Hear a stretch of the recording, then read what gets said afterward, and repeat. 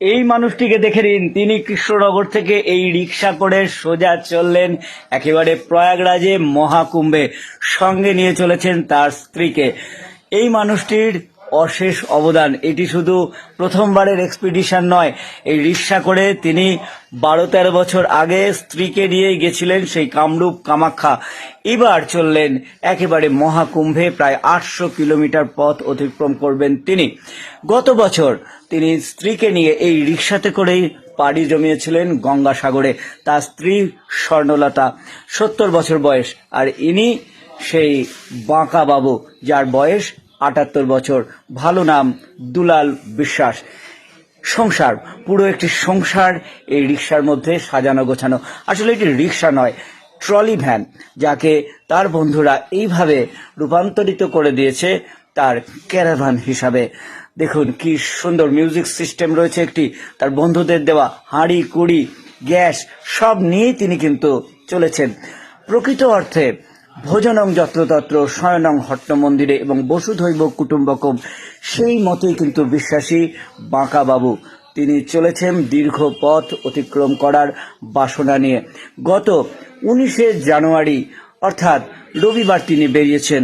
আজকে যখন ভিডিওটি আমি ভয়েস দিচ্ছি তখন কিন্তু তিনি পৌঁছে গেছেন রানীগঞ্জে। এভাবেই আস্তে আস্তে তিনি পৌঁছে যাবেন প্রয়াগে।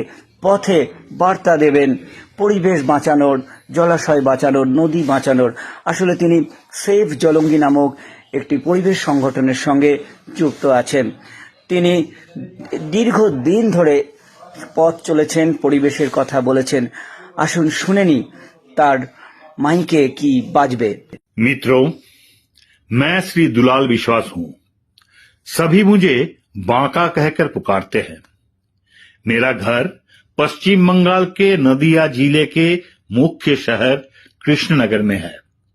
मैं एक साइकिल यात्री हूं, लेकिन आज मैं रिक्शा में अपने परिवार के साथ निकला हूं, अपने देश भारत की सड़कों पर अज्ञात को जानने, आप सबसे परिचित होने और दिल की कुछ बातें करने। जहां मेरा घर है उस कृष्णनगर शहर में 2 नदियां हैं, एक जलंगी नदी और दूसरी अंजना नदी। जलंगी नदी लगभग मृतप्राय हो चुकी है और अंजना नदी अतिक्रमण के कारण अब नाले में बदल गई है।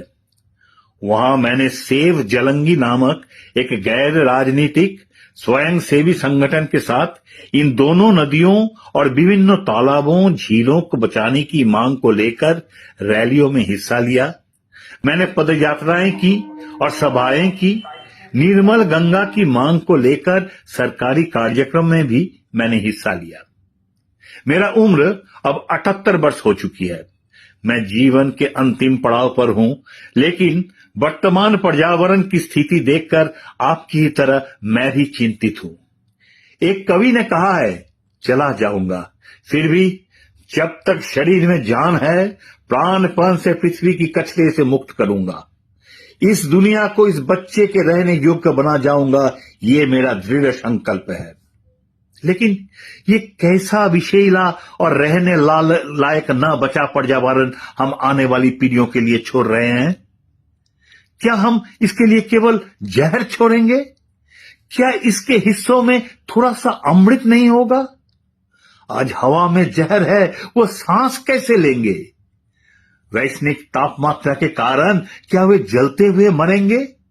शुद्ध पेयजल की कमी से उसकी प्यास कभी बुझेगी? क्या हम इनके लिए साफ और सुंदर नदियां, तालाब और झीलें नहीं छोड़ सकते? एक स्वच्छ और निर्मल पृथ्वी क्या उसके लिए असंभव सपना है? मित्रों, आइए हम सब मिलकर प्रयास करें। अगर आज से शुरुआत नहीं की तो देर हो जाएगी।